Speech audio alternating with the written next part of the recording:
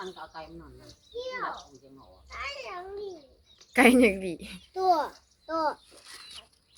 ไก่หนวดกระบาย มักคักบ่ เห็นไหมครับ แข็ง มักทอสาวหมูหมีบ่ มาเจ็บ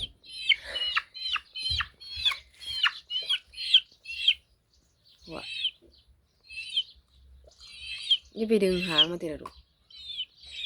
ปั่น หนูลองเอามันเตะแล้วบ่ ลองตีแล้ว เก่งคักบ่ จริงครับ